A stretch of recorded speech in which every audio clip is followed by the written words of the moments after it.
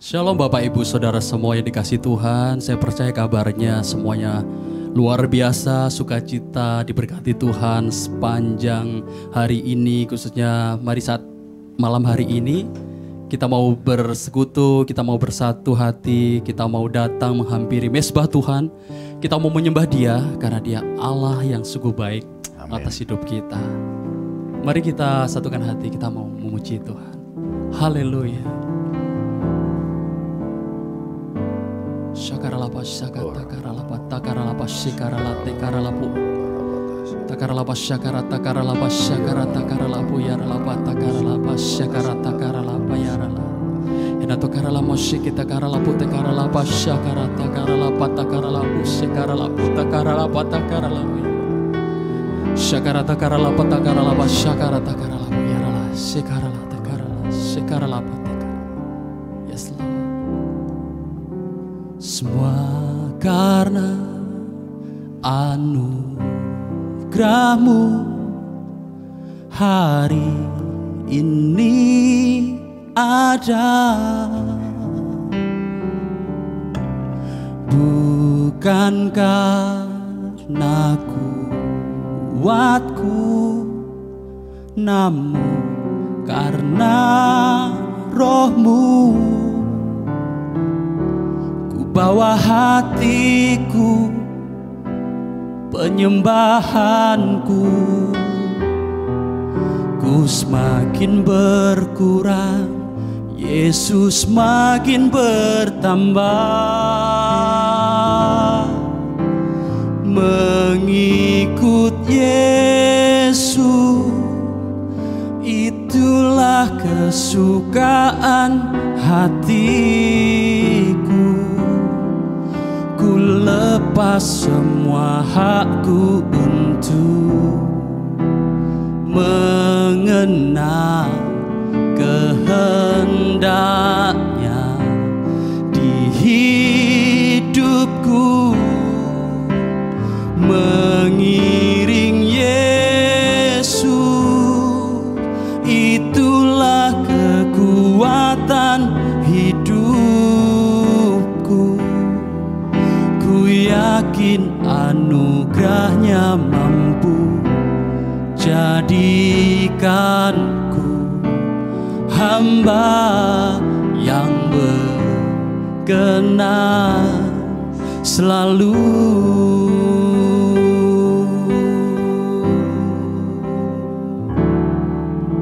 Semua karena anugerah-Mu hari ini ada. Bukan karena kuatku, namun karena Roh-Mu. Ku bawa hatiku, penyembahanku, semakin berkurang, Yesus makin bertambah. Mengikut Yesus, itulah kesukaan hatiku.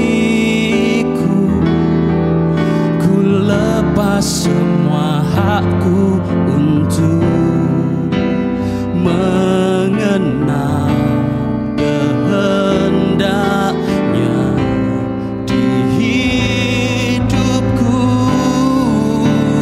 Mengiring Yesus, itulah kekuatan hidupku. Ku yakin anugerah-Nya mampu jadikanku hamba yang berkenan selalu. Oh, mengikut Yesus, itulah kesukaan hatiku. Ku lepas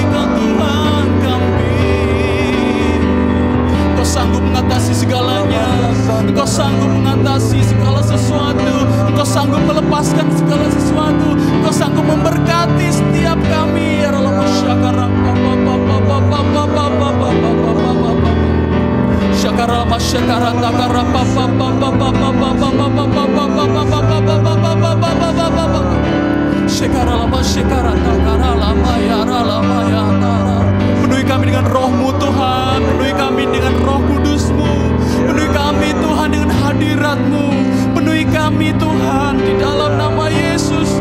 Syakaralama ya ralama ya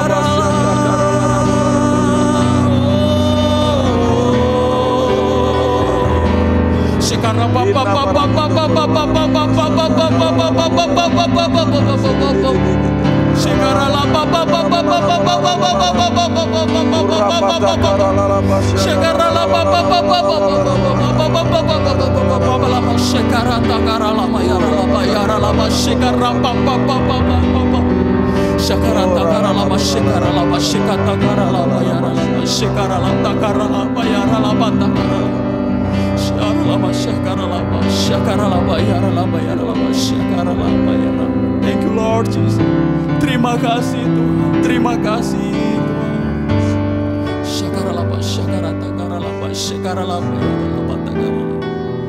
Yes Lord Jesus. Yes Lord.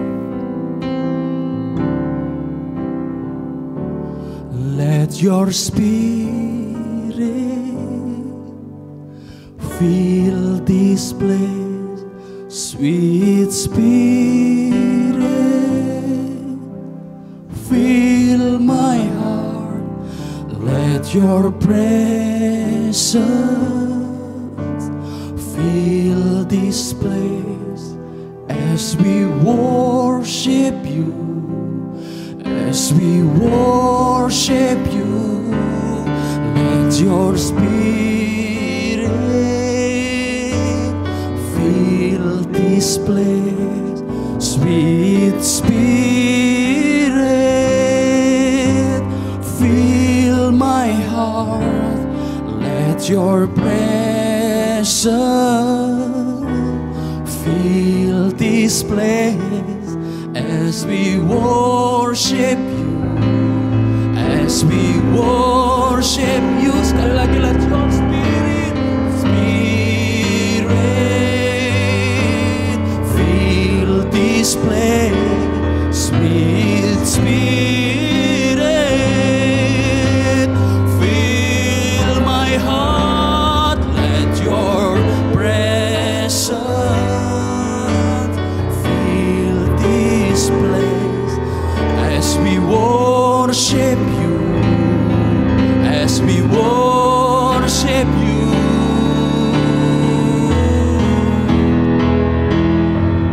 I worship you, Jesus, I worship you with all of my heart and all of my soul. I love you, I love to worship you. I worship you, I worship you, Jesus, I worship you with all of my heart and all of my soul. I love you, I love to worship you.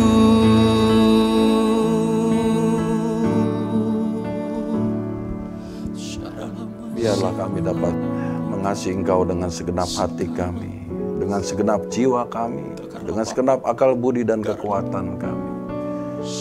Karena segala keberadaan hidup kami Tuhan adalah milik-Mu Tuhan, dan akan kami kembalikan kepadamu.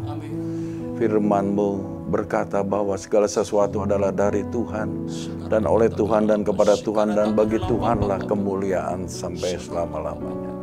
Biarlah nama-Mu terus diagungkan, nama-Mu terus dimuliakan, nama-Mu terus dibesarkan dan ditinggikan ya Tuhan. Sebab Engkau yang layak untuk menerima segala pujian, hormat, kemuliaan dari kami Tuhan, dari sekarang sampai selama-lamanya. Terima kasih Tuhan, kami percaya Tuhan, Kau bertata di atas pujian umat-Mu, dan kami percaya Tuhan 2-3 orang berkumpul di dalam nama-Mu, Kau hadir tengah-tengah kami. Oleh karena itu biarlah kehadiran-Mu membawa damai sejahtera dan sukacita bagi kami semua. Biarlah kehadiran-Mu ya Tuhan memberkati kami dengan firman-Mu. Kami percaya firman-Mu adalah ya dan amin. Firman-Mu berkuasa karena firman-Mu adalah Engkau sendiri ya Tuhan. Firman-Mu yang menciptakan alam semesta raya beserta segala isinya. Firman-Mu yang menopang segala sesuatu yang ada ya Tuhan dengan kuasa-Mu. Firman-Mu Tuhan yang keluar dari mulut-Mu tidak pernah kembali kepadamu dengan sia-sia, tetapi akan melaksanakan apa yang Kau kehendaki dan akan berhasil dalam apa yang Kau suruhkan kepadanya. Firman-Mu pelita bagi kaki kami dan terang bagi jalan kami ya Tuhan. Berfirmanlah kepada kami Tuhan di mesbah doa ini. Biarlah kami boleh menerima firman-Mu, boleh mengerti dan dapat melakukan firman-Mu, sehingga seluruh rancangan-Mu dalam hidup kami boleh tergenapi. Dan kami semua boleh hidup mempermuliakan nama Tuhan. Terima kasih banyak Bapa di sorga. Hanya di dalam nama Yesus segala pujian, hormat, syukur kami kembalikan kepadamu. Haleluya, haleluya. Amin. Shalom Bapak Ibu, saudara-saudara yang terkasih dalam Kristus Yesus. Selamat malam. Selamat bertemu kembali dalam ibadah mesbah doa pada malam hari ini. Hari ini saya akan men-sharingkan firman Tuhan dengan tema The Essence of Service atau esensi daripada pelayanan. Esensi itu adalah hakikat atau inti atau pokok dari pelayanan itu sendiri. Ya. Saudara, suatu kali Yesus berjalan ke Yerusalem bersama dengan murid-muridnya. Dan di tengah jalan dia memanggil murid-muridnya dan dia berkata bahwa ia akan diserahkan kepada imam-imam kepala dan ahli-ahli Taurat. Dan mereka akan menjatuhi dia dengan hukuman mati. Dan mereka akan menyerahkan dia kepada bangsa-bangsa yang tidak mengenal Allah supaya dia diolok-olok. Ia disesah dan ia disalibkan. Dan pada hari ketiga dia berkata bahwa dia akan dibangkitkan. Nah saudara, pada waktu Yesus memberitakan penderitaannya Tuhan dan dia akan mati di kayu salib untuk ketiga kalinya, maka tiba-tiba datanglah ibu daripada Yakobus dan Yohanes yang disebut dengan ibu dari anak-anak Zebedius ini. Lalu dia sujud di hadapan Yesus untuk meminta sesuatu kepadanya. Berbeda sekali dengan Maria. Pada waktu Maria tahu isi hati Yesus bahwa Yesus 6 hari lagi dia akan disalibkan, maka dia bukan meminta tetapi dia memberikan sesuatu yang terbaik, yaitu minyak narwastu yang berharga ditaksir 300 dinar, yaitu upah pekerja 1 tahun pada waktu itu. Dia tuangkan ke atas kepala Yesus, ke kaki Yesus. Dia kemudian menyekanya dengan rambutnya. Dia menyembah Tuhannya. Dan Yesus sangat senang dengan pemberian daripada Maria ini, karena Maria mengetahui isi hati Tuhan. Dia tahu bahwa Tuhannya, orang yang dikasihnya, akan mati disalibkan untuk menanggung segala dosa-dosa umat manusia. Tetapi berbeda dengan ibu dari anak-anak Zebedius ini. Dia berkata bahwa berilah perintah supaya kedua anak-anakku ini bisa duduk kelak di dalam kerajaan-Mu, yang seorang di sebelah kanan-Mu, yang sebelah lagi sebelah kiri-Mu. Tetapi kemudian Yesus menjawab, katanya, kamu tidak tahu apa yang kamu minta. Dapatkah kamu meminum cawan yang aku akan minum? Kemudian ibu dari anak-anak Zebedius ini berkata, ya, bahwa kami dapat. Wah, dengan yakin. Ya, dia berkata, kami dapat. Ya. Nah, Yesus berkata kepada mereka, cawanku memang akan kamu minum, tetapi hal duduk di sebelah kananku dan di sebelah kiriku, ya, aku tidak berhak memberikannya. Yang berhak memberikannya adalah Bapakku kepada siapa yang dia mau untuk mendudukannya dan menyediakannya. Nah, mendengar itu ke-10 murid yang lain marah, saudara ya. Marah mendengar hal itu, gitu. Nah, tetapi Yesus kemudian memanggil mereka semuanya. Kemudian Yesus berkata, kamu tahu bahwa pemerintah bangsa-bangsa memerintah rakyatnya dengan tangan besi. dan pembesar-pembesar menjalankan kuasanya dengan keras atas mereka. Tidaklah demikian di antara kamu. Barang siapa ingin menjadi besar di antara kamu, hendaklah ia menjadi pelayanmu. Dan barang siapa ingin menjadi terkemuka di antara kamu, hendaklah ia menjadi hambamu. Dalam Matius 20 ayat yang ke-28, ya, Tuhan menegaskan, sama seperti Anak Manusia datang bukan untuk dilayani, melainkan untuk melayani dan untuk memberikan nyawanya menjadi tebusan bagi banyak orang. Jadi Tuhan Yesus di sini menegaskan maksud daripada kedatangannya.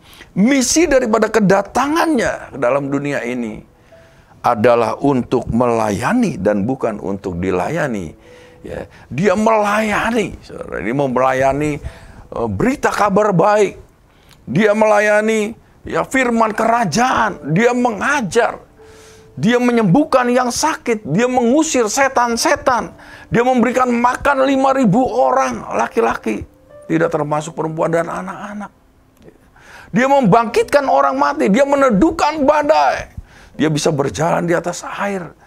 Dia bisa melayani orang-orang yang tak tergembalakan, saudara. Ya. Yesus datang untuk melayani dan bukan untuk dilayani. Ya. Nah, saudara, bahkan dia melayani sampai mati di kayu salib.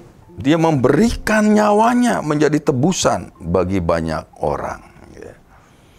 Nah, kemudian setelah dia mati, dan sesuai dengan penggenapan firman yang dia katakan, bahwa dia bangkit pada hari yang ketiga. Kemudian pada hari yang ketiga, pada waktu malam hari, murid-muridnya berkumpul di suatu tempat. Pintu-pintu terkunci rapat karena ketakutan mereka dengan orang-orang Yahudi.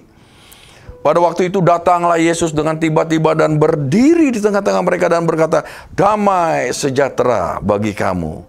Dan sesudah berkata demikian, ia menunjukkan tangannya dan lambungnya kepada murid-muridnya.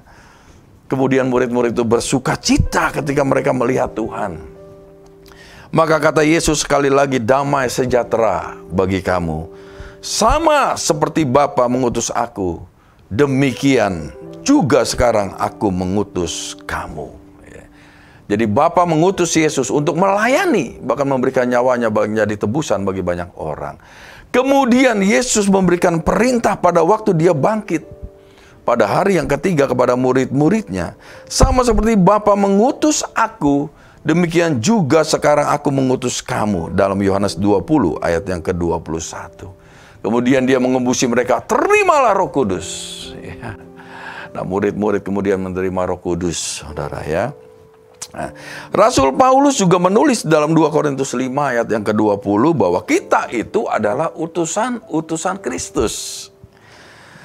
Dan di dalam ayat yang ke-18, kita diutus untuk pelayan pendamaian. Kita melayani, mendamaikan setiap orang kepada Tuhan, saudara. Di dalam Galatia 5 ayat 13, Paulus berkata, "Saudara-saudara, memang kamu telah dipanggil untuk merdeka. Tetapi janganlah kamu mempergunakan kemerdekaan itu sebagai kesempatan untuk kehidupan dalam dosa. Melainkan layanilah seorang akan yang lain oleh kasih." Jadi Paulus juga di sini menasihatkan supaya kita bisa melayani sesama kita dengan kasih. Petrus juga menulis dalam 1 Petrus 4 ayat 10 dan 11. "Layanilah seorang akan yang lain sesuai dengan karunia yang telah diperoleh tiap-tiap orang sebagai pengurus yang baik dari kasih karunia Allah." Jadi Petrus juga menghimbau kita untuk bisa melayani sesuai dengan karunia. Kalau Paulus bilang tadi dengan kasih, kalau Petrus layanilah sesuai dengan karunia yang telah dianugerahkan oleh Allah bagi kita. Nah, saudara, banyak orang ingin melayani, tetapi tidak tahu mengapa mereka harus melayani, bagaimana caranya melayani, bagaimana hakikat atau esensi daripada pelayanan itu sendiri. Neil T. Anderson dia berkata begini dalam suatu quote-nya, "We don't serve God to gain His acceptance. We are accepted so we serve God. We don't follow Him in order to be loved. We are loved so we are follow Him." Jadi kita tidak melayani Tuhan untuk mendapatkan penerimaannya. Kita diterima, maka kita melayani Tuhan. Kita mengikuti Dia untuk dikasihi. Kita dikasihi, maka kita mengikuti Dia. Jadi kita itu melayani Tuhan bukan untuk mendapatkan penerimaan dari Tuhan. Kita sudah diterima, maka kita melayani Tuhan. Yang setuju katakan amin. Nah, saya akan bahas, saudara ya, konsep yang salah tentang pelayanan. Ya. Banyak orang ingin melayani, tetapi mereka tidak tahu, saudara ya. Dan bahkan ada yang punya konsep yang salah tentang pelayanan. Yang pertama, menganggap bahwa pelayanan hanyalah kegiatan dalam lingkungan gereja. Ya. Bahkan banyak orang yang bertanya gitu loh, kamu sudah melayani di mana? Maksudnya itu melayaninya di gereja apa gitu ya, di mana gitu ya. Jadi mereka tuh menganggap bahwa pelayanan itu adalah kalau jadi greeter gitu ya, jadi usher gitu ya. Jadi tim choir gitu ya, kolektan, pengkhotbah, pengajar gitu ya.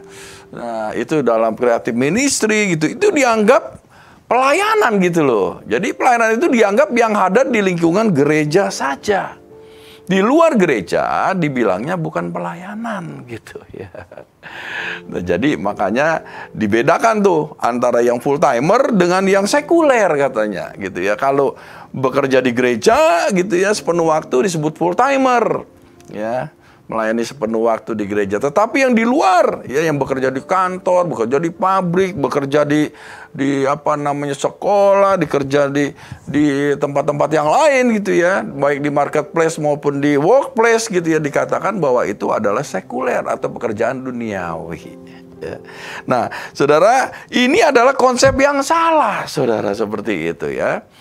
Jadi melayani itu sebetulnya, saudara, bisa dilakukan di mana saja, kapan saja, oleh siapa saja, dan dalam kondisi apa saja, saudara ya. Begitu. Jadi banyak orang yang akhirnya ya tidak melayani karena menganggap pelayanan itu hanya di dalam lingkungan gereja saja. Gereja itu sebetulnya adalah sarana untuk memperlengkapi orang-orang kudus ya, untuk pekerjaan pelayanan pembangunan tubuh Kristus. Jadi gereja adalah pusat pelayanan untuk memperlengkapi jemaat Tuhan. Nah, setelah diperlengkapi di dalam gereja, maka mereka harus keluar dari Senin sampai hari Sabtu. Mereka melayani di workplace, mereka melayani di marketplace, mereka melayani di mana saja. Ya. Pelayanan itu bisa dimulai dari rumah, dimulai dari komunitas, bisa dilayani sampai masyarakat gitu ya. Pelayanan itu luas sekali, saudara. Seperti saya katakan tadi gitu ya. Nah, kita bisa melayani setelah kita diperlengkapi di dalam gereja. Jadi gereja itu adalah tempat untuk kita belajar, tempat pelatihan sesungguhnya, tempat untuk memperlengkapi kita melayani di dunia pekerjaan yang sebenarnya. Karena arti daripada pelayanan itu adalah dari bahasa Ibraninya avodah. Avodah itu adalah service atau work ya. Jadi melayani atau bekerja ya. Bekerja di mana saja gitu ya. Nah, kemudian arti yang kedua adalah religious service atau pelayanan keagamaan atau kita sebut sekarang ibadah. Itu yang disebut dengan avodah atau pelayanan itu sendiri ya. Nah, jadi saudara ya, sekali lagi pelayanan itu bukan hanya dalam lingkungan gereja, tetapi pelayanan itu dapat dilakukan dimanapun, kapanpun, oleh siapapun dan dalam keadaan apapun ya. Nah, konsep yang salah tentang pelayanan yang kedua, pelayanan itu katanya harus dimulai dari sekolah Alkitab atau sekolah tinggi teologi ya. Di luar itu tidak bisa melayani gitu loh ya. Dan akan dibedakan gitu loh antara pelayan dengan jemaat ya. Nah, saudara ya, saya mau katakan pelayanan itu tidak harus dimulai dari sekolah Alkitab atau sekolah tinggi teologi ya. Kalau kita sekolah itu lebih baik gitu ya. Tapi pelayanan yang sejati itu dimulai dari hati kita, saudara. Ya. Pelayanan itu sebetulnya memberikan hidup kita kepada Tuhan. Karena kita sudah telah ditebus oleh darah Yesus yang sangat mahal. Oleh karena itu Tuhan kita menjadi Tuhan dan kita menjadi hamba Tuhan. Sehingga kita sebagai hamba harus melayani Tuhan kita, saudara. Ya, setuju, katakan amin. Ya. Nah, jadi tidak harus gereja itu justru menjadi tempat kita belajar di sana. Melalui khotbah, melalui pengajaran, melalui kelas-kelas yang diadakan, ya. Kita bisa belajar, ya, setiap minggunya di sana, gitu. Nah, yang ketiga konsep yang salah tentang pelayanan. Pelayanan itu hanya dikhususkan bagi pejabat gereja yang telah disahkan oleh sinode. Jadi kalau bukan pejabat gereja, kalau bukan pendeta gitu ya, tidak bisa melayani. Ya, konsep itu juga salah gitu loh ya. Jadi pelayanan itu bukan milik dari pendeta, bukan milik dari pengerja, bukan milik dari aktivis. Tetapi seluruh jemaat Tuhan pun bisa melayani. Setiap orang bisa melayani. Bisa katakan amin? Ya. Nah, Kay Arthur dia berkata begini. So many times we say that we can serve God because we aren't whatever is needed. We are not talented enough or smart enough or whatever. But if you are in covenant with Jesus Christ, He is responsible for covering your weaknesses, for being your strength. He will give you His abilities for your disabilities. Seringkali kita mengatakan bahwa kita tidak dapat melayani Tuhan karena kita tidak dibutuhkan. Kami tidak cukup berbakat atau cukup pintar atau apapun. Namun, jika Anda berada dalam perjanjian dengan Yesus Kristus, Dia bertanggung jawab untuk menutupi kelemahan Anda, untuk menjadi kekuatan Anda. Dia akan memberi Anda kemampuannya untuk ketidakmampuan Anda. Ya. Jadi saudara, kita melayani jangan menunggu, saudara ya kita bisa, atau kita menunggu bahwa kita harus sekolah terlebih dahulu, saudara ya. Nah, akibat dari konsep yang salah, saudara, selalu pasti ada akibatnya, saudara ya. Nah, akibat yang pertama, seseorang tidak terpacu untuk serius dan terus-menerus mengubah pola berpikirnya agar memiliki pikiran dan perasaan Kristus. Ya. Jadi akhirnya hidupnya ya begitu-begitu saja. Tidak ubahnya dengan orang-orang dunia karena mereka akhirnya tidak terpacu. Ya, tidak serius untuk mengubah pola berpikirnya, memiliki pikiran dan perasaan Kristus. Tidak tahu bahwa hidupnya diciptakan untuk menjadi serupa dan segambar dengan Yesus. Itu goal daripada kita yang telah diselamatkan. Dari hari ke hari kita untuk bisa mengubah kehidupan kita melalui kuasa Roh Kudus yang ada di dalam kita. Ya, sehingga kita bisa menjadi serupa dengan gambaran anaknya yaitu Yesus Kristus. Yang kedua, akibat dari konsep yang salah, seseorang gagal menemukan panggilannya, gagal menemukan destininya yang khusus bagi kepentingan kerajaan Allah. Sebab mereka berpikir bahwa panggilan Tuhan selalu berorientasi pada kegiatan di lingkungan gereja. Jadi mereka yang mengatasnamakannya sekuler, yang bekerja di pekerjaan duniawi, marketplace atau tempat-tempat pekerjaan yang lain. Mereka merasa bahwa mereka tidak bisa menemukan panggilan yang khusus dari Tuhan. Karena dikatakan panggilan itu adanya di dalam gereja. Kalau jadi full timer gitu ya, nah udah menemukan panggilan. Oh tidak, saudara, itu adalah akibat daripada konsep yang salah. Dimanapun saudara ditaruh, ya, baik itu di workplace maupun di marketplace, ya, di mana saja saudara bisa menemukan panggilan daripada saudara, ya. Karena tidak semua orang, saudara, diperlengkapi, ya, semua orang dipanggil khusus untuk menjadi full timer di dalam gereja, saudara. Mereka bisa melayani, saudara. Justru pelayanan yang sejati itu adanya di dunia sekuler yang disebut dunia itu, saudara. Ya. Nah, karena memang kalau di gereja cuma hari Minggu dan yang kita layani kan orang-orang percaya, saudara. Ya, pelayanan itu harusnya kepada orang-orang yang belum percaya kepada Tuhan. Melalui pelayanan kita mereka bisa melihat Kristus dan kita bisa membawa dan merebut jiwa-jiwa mereka bagi Tuhan, saudara. Ya. Nah, jadi banyak orang, saudara, yang akhirnya tidak masuk garis finish, saudara, tidak bisa menyelesaikan pertandingan yang baik, tidak bisa, saudara, ya, menyelesaikan tujuan Tuhan dalam hidupnya. Karena konsep yang salah ini, saudara, menganggap bahwa destiny hanya bisa ya ditemukan di dalam gereja. Ya, kita lihat Daniel, saudara. Ya, dia ditaruh di mana? Di kerajaan yang sekuler. Kerajaan yang notabene penyembah berhala, saudara. Di lingkungan semua orang-orang yang menyembah berhala pada waktu itu.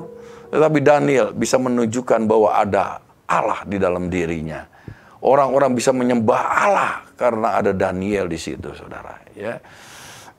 Nah, saudara, yang ketiga akibat dari konsep yang salah, itu terbangunnya strata dalam gereja.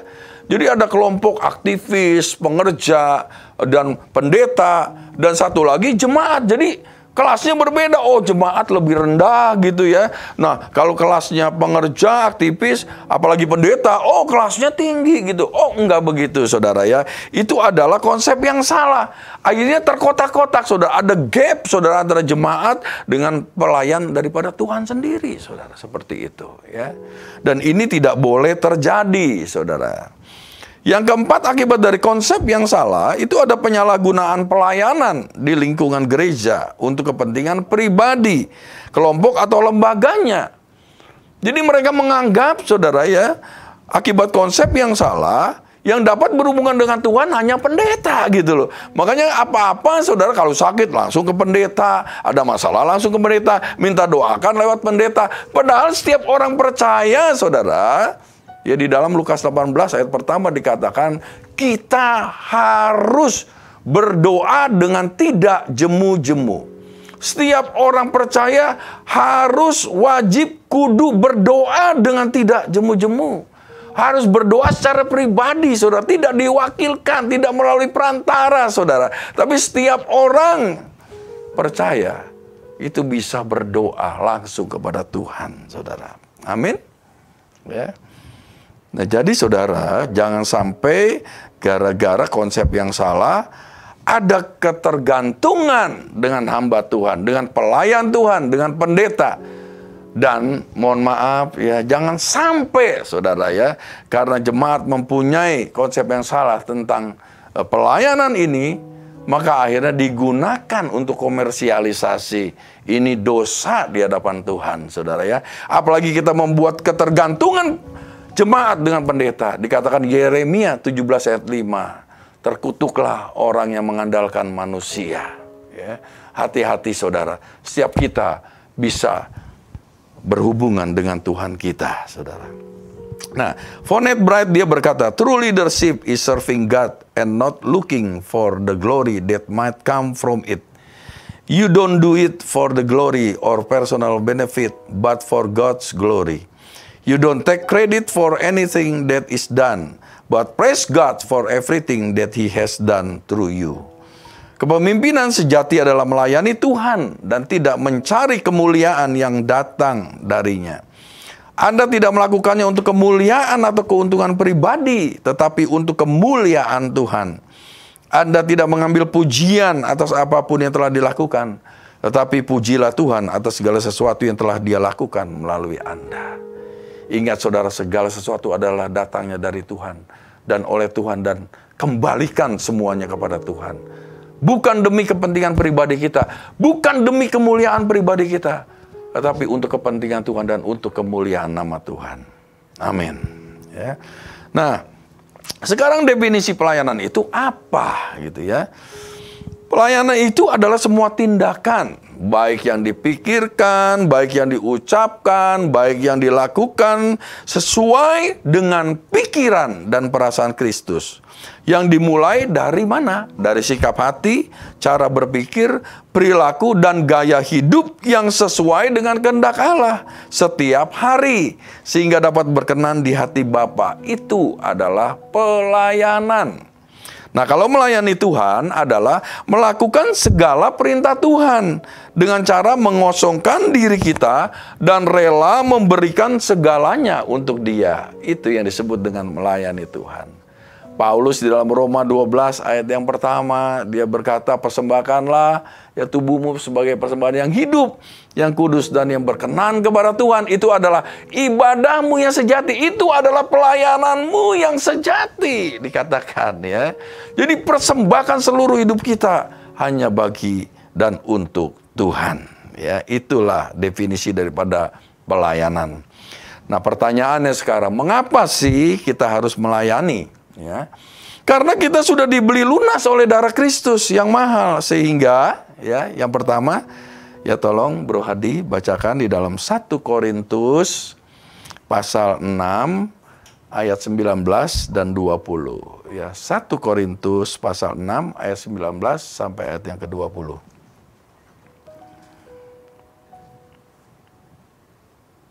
1 Korintus 6 ayat 19 hingga 20, demikian bunyi firman Tuhan.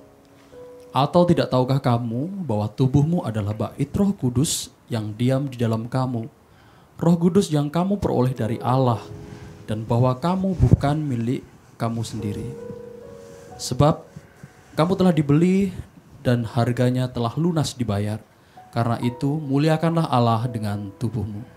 Nah, saudara, kita itu sudah dibeli dan harganya telah lunas dibayar. Nah, saudara, jadi hidup kita itu bukan milik kita sendiri, tetapi milik yang menebus dan membeli kita. Makanya dikatakan dalam Kolose 3 ayat 24 bahwa Kristus adalah Tuhan dan kamu adalah hambanya. Kenapa dia Tuhan? Karena Tuhan itu adalah Adonai atau pemilik segala sesuatu. Ya, dia sudah memiliki kita, dia sudah membeli kita, dia sudah membayar lunas kita.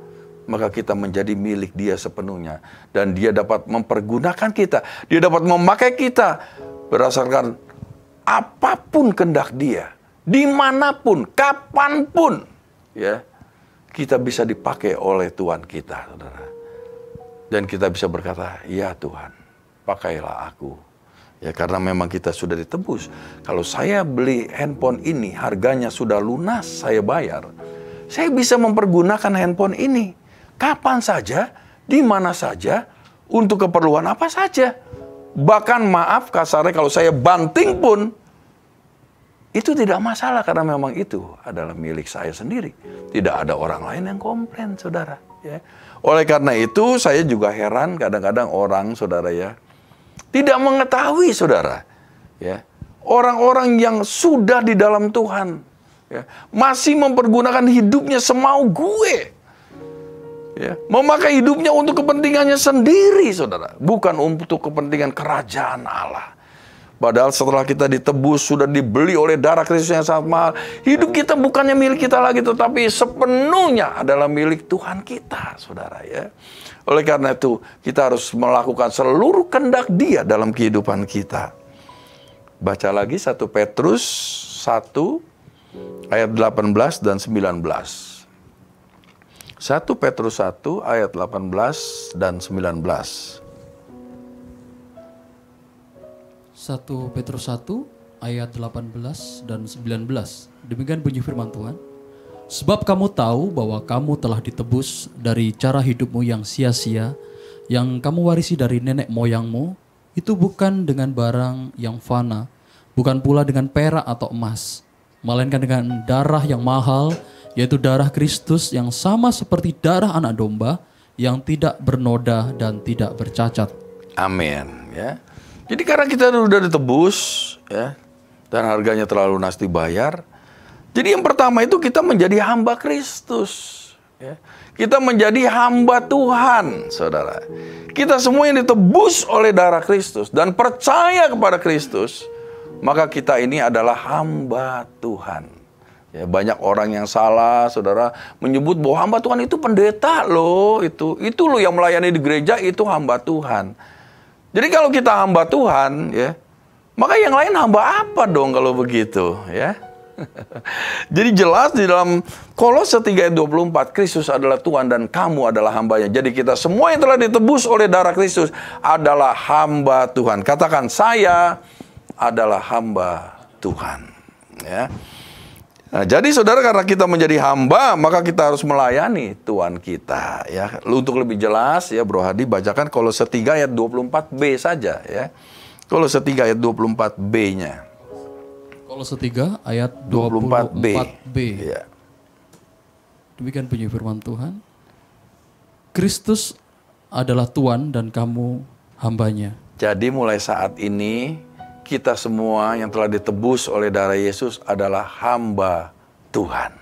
Amin. Ya. Nah yang kedua, saudara, karena kita sudah dibeli dan harganya telah lunas dibayar, maka yang kedua kita hidup untuk Allah, bukan untuk diri kita sendiri lagi. Ya tolong bacakan 2 Korintus 5 ayat 15. 2 Korintus 5 ayat 15. 2 Korintus 5 ayat 15. Demikian bunyi firman Tuhan. Dan Kristus telah mati untuk semua orang, supaya mereka yang hidup tidak lagi hidup untuk dirinya sendiri, tetapi untuk Dia yang telah mati dan telah dibangkitkan untuk mereka. Galatia 2 ayat 19. Galatia 2 ayat 19. Galatia 2 ayat 19, demikian bunyi firman Tuhan. Sebab aku telah mati oleh hukum Taurat untuk hukum Taurat, supaya aku hidup untuk Allah.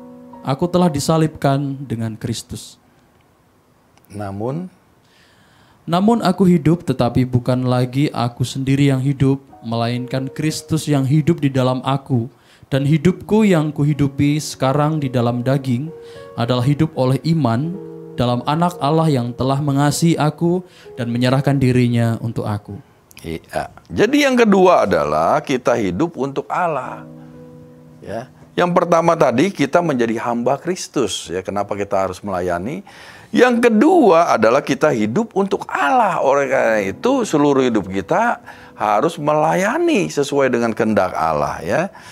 Supaya mereka yang hidup tidak lagi hidup untuk dirinya sendiri, tetapi untuk Dia. Jadi hidup kita ini, saudara, yang sudah ditebus, dibeli lunas oleh darah Yesus, kita ini tidak lagi hidup untuk diri kita sendiri, tetapi untuk Tuhan, saudara, ya. Nah, jadi hidup kita ini bukan lagi aku sendiri yang hidup, kata Paulus, tetapi Kristus yang hidup di dalam aku, ya. Nah, kalau 3 ayat 23 dikatakan, apapun juga yang kamu perbuat, perbuatlah dengan segenap hatimu seperti untuk Tuhan dan bukan untuk manusia, ya. Jadi kita melayani itu, saudara, bisa di gereja, di mana saja bisa kita melayani, tetapi apapun yang kita perbuat, ya, baik kita bekerja di marketplace, di workplace, di mana saja, perbuatlah dengan segenap hatimu seperti untuk Tuhan dan bukan untuk manusia, ya. Nah, 1 Korintus 10 ayat 31, aku menjawab, jika engkau makan atau jika engkau minum atau jika engkau melakukan sesuatu yang lain, lakukanlah semuanya itu untuk kemuliaan Allah. Jadi semua hidup kita itu hanya untuk Allah, saudara, ya. Bahkan di Kolose 3 ayat 17, dan segala sesuatu yang kamu lakukan dengan perkataan atau perbuatan, lakukanlah semuanya itu dalam nama Tuhan Yesus, sambil mengucap syukur oleh Dia kepada Allah Bapa kita. Jadi semuanya, saudara, seluruh aktivitas kita, ya, perbuatan kita, perkataan kita, perilaku kita, saudara, semuanya harus dilakukan untuk Tuhan. Bisa katakan amin?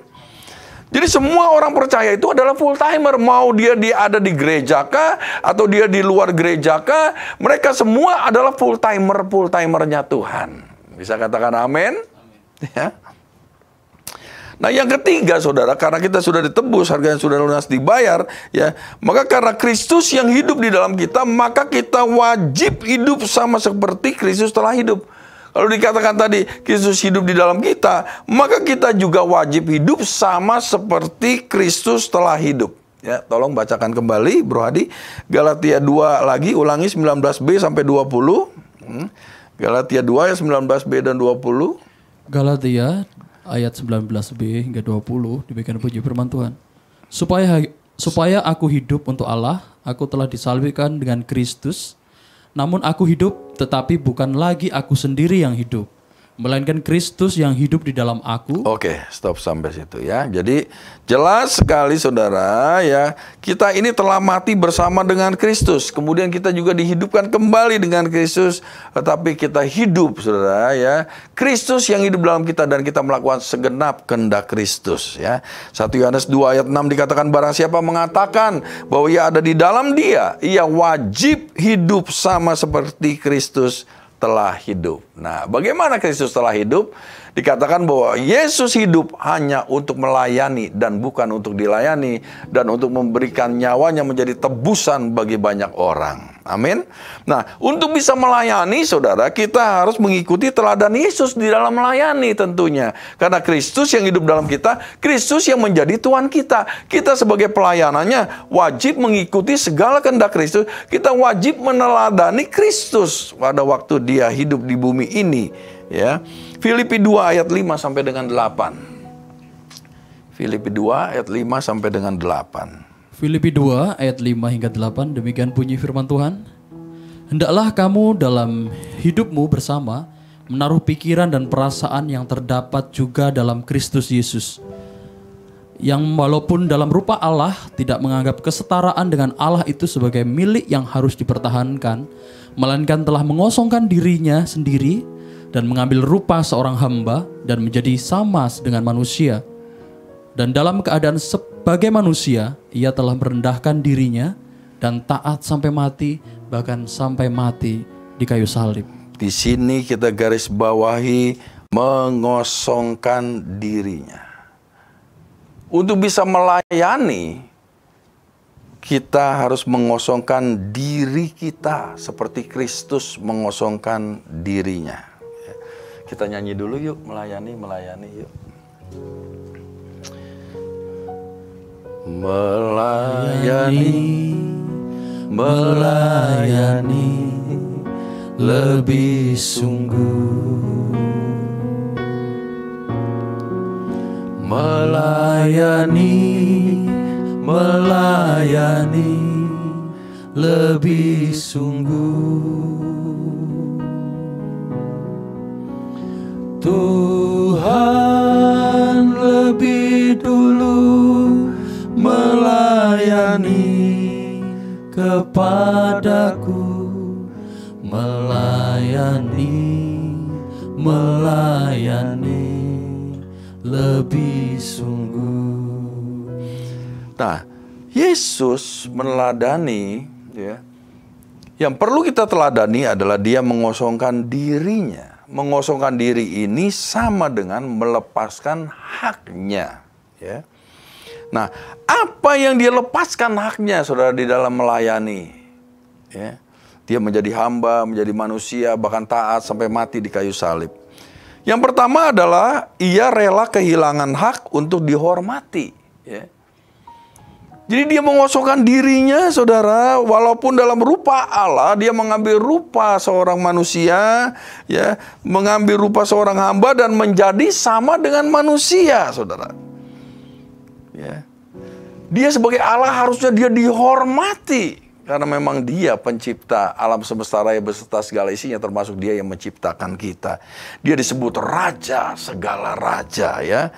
Nah, tetapi Dia melepaskan haknya untuk dihormati, saudara. Ya. Jadi untuk pelayanan, saudara, bukan kita yang harus dihormati, tetapi Tuhan yang layak untuk dihormati, saudara. Ya. Oleh karena kalau seseorang belum bisa, saudara, ya, maksudnya merendahkan diri seperti Yesus seperti ini, melepaskan haknya, dia tidak layak untuk melayani. Tetapi pada waktu Dia rela mengosongkan dirinya, melepaskan haknya untuk dihormati. Makanya gembala saya juga mengikuti teladan daripada beliau. Dia berkata kita ini adalah kacung, kita ini adalah keset. Benar saudara ya, kita harus kehilangan hak untuk dihormati. Yang kedua, rela kehilangan hak untuk diterima. Nah saudara, Yesus kehilangan hak untuk diterima pada waktu Dia datang ke dalam dunia, saudara. Penolakan yang pertama sempat dilakukan oleh Yusuf. yaitu tunangan Maria, ya, bapak daripada Yesus secara jasmani, ya. Karena hamil sebelum menikah, saudara, ya. Itu penolakan yang pertama, saudara. Penolakan yang kedua adalah oleh penduduk Bethlehem, ya, yang tidak menerima Maria dalam rumah mereka pada waktu Maria mengandung, saudara, dan hendak melahirkan. Dia ditolak di mana-mana, saudara. Akhirnya dia melahirkan, saudara, di palungan, yaitu di tempat makan daripada domba-domba di sana. Walaupun dia adalah raja segala raja, saudara, ya, dia rela kehilangan haknya, saudara, untuk diterima. Bayangkan kalau raja-raja dunia datang, dipersiapkan, saudara, jalan-jalannya dibersihkan, semua jalan dicat, saudara, ya, lampu-lampunya dibenerin, semuanya ornamen-ornamen, saudara, tanaman-tanamannya semua, saudara, ditanam pokoknya dibuat indah semua, diberikan karpet merah untuk lewat, gitu, ya. Tapi Yesus, saudara, pada waktu dia datang, dia lahir di kandang domba, saudara, padahal dia yang punya alam semesta raya beserta segala isinya. Kemudian penolakan oleh Herodes karena kedatangan sosok yang diakui sebagai raja mengancam kedudukan daripada Herodes. Herodes hendak membunuh daripada bayi Yesus ini. Kemudian penolakan oleh lingkungannya karena orang-orang tahu masa kecil Yesus, bahwa ia adalah anak pasangan Yusuf dan Maria dari Nazaret, yang notabene Yusuf adalah tukang kayu di sana, ya. Kemudian ada penolakan juga pada peristiwa penyalipan. Yesus ditolak, saudara, ya. Yang ketiga, Yesus rela kehilangan hak miliknya. Walaupun ia pencipta dan pemilik segala sesuatu, dia rela kehilangan hak miliknya. Ya, ia lahir di kandang hewan, ia tidak punya tempat untuk meletakkan kepalanya, ia tergantung di kayu salib dengan tubuh setengah telanjang, ia berkehausan di kayu salib, ia mengalami kematian, padahal dia yang memiliki kehidupan, saudara, ya. Dia yang memiliki semua baju di dunia ini, dia yang memiliki, tapi di kayu salib dia setengah telanjang, saudara, ya. Dia tidak punya rumah, saudara. Dia tidak punya tempat tinggal khusus. Dikatakan dia tidak punya tempat untuk meletakkan kepalanya. Padahal dia yang empunya semua tempat tinggal, saudara, ya. Yang keempat, dia rela kehilangan hak untuk menerima upah, saudara.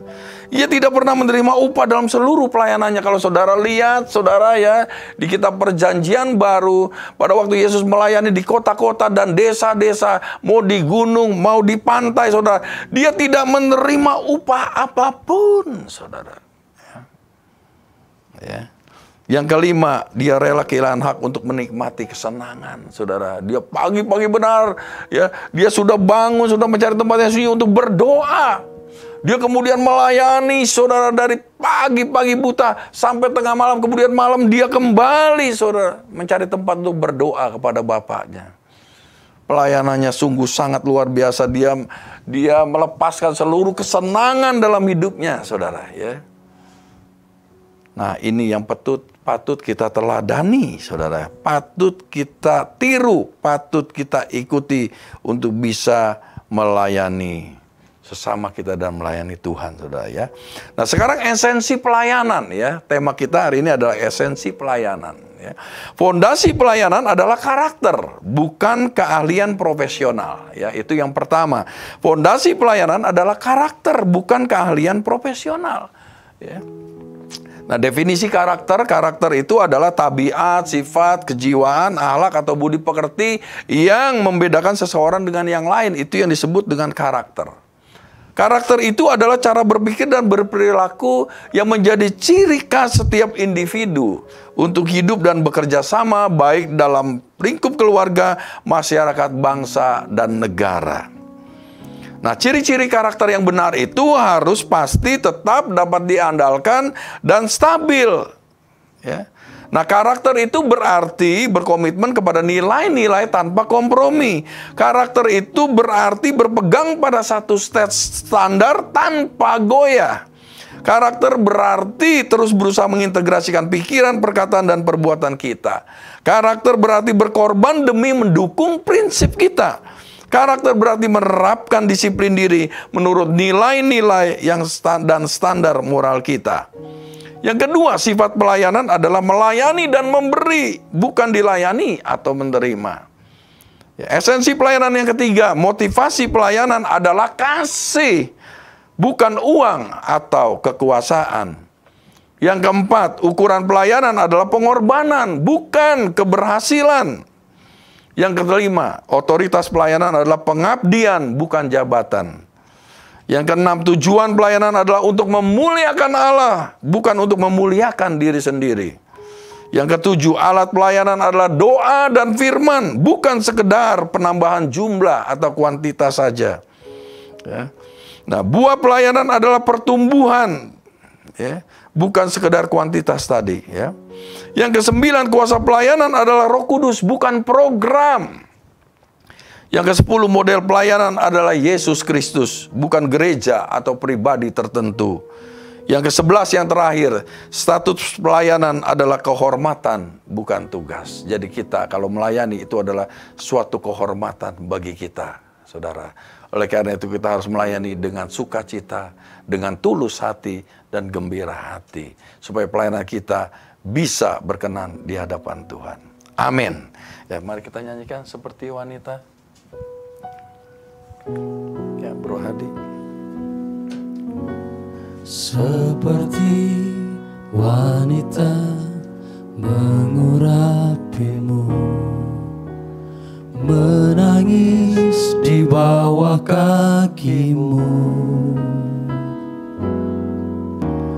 Demikian hidupku mau mengasihimu. Yesus, Engkau baik bagiku.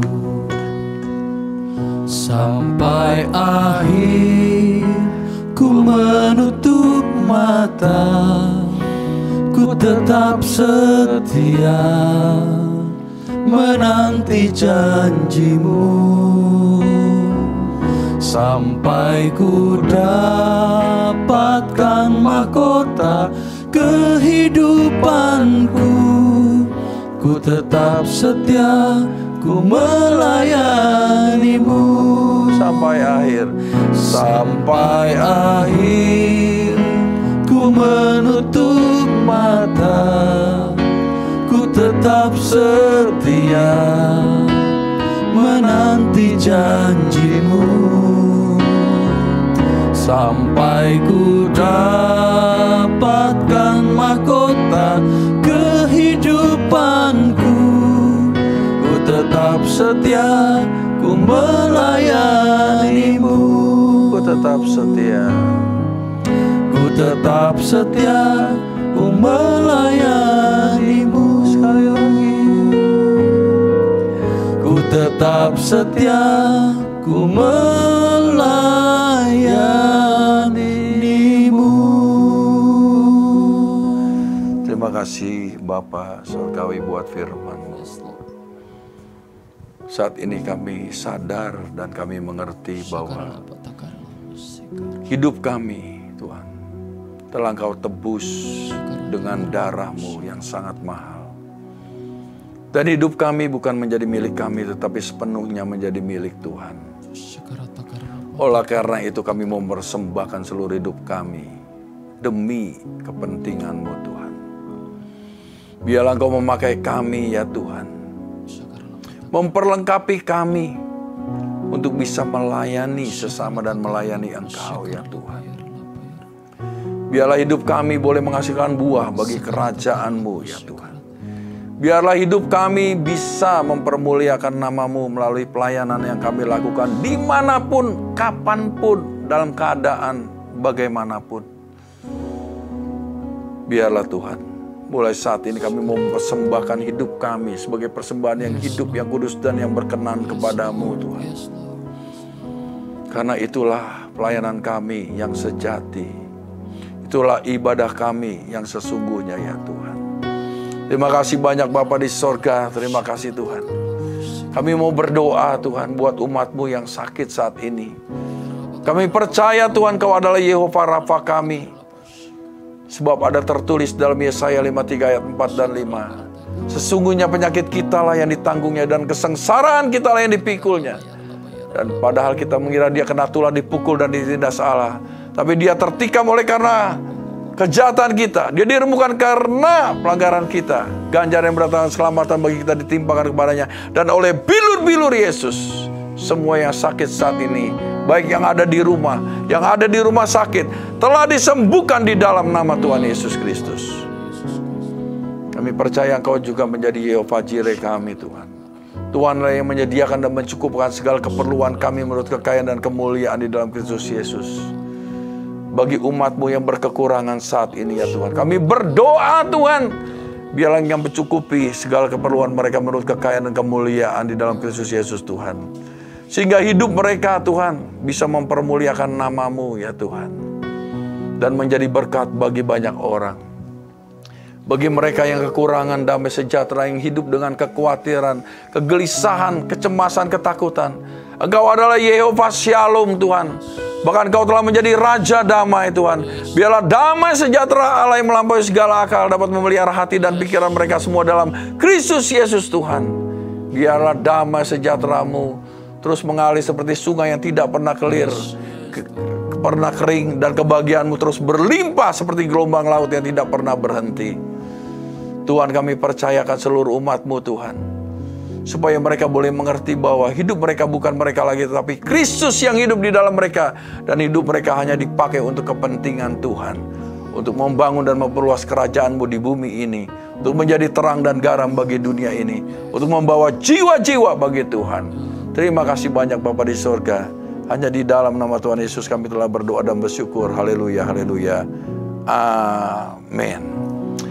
Selamat berjumpa kembali dalam Mesbah Doa di minggu berikutnya. Tuhan Yesus memberkati.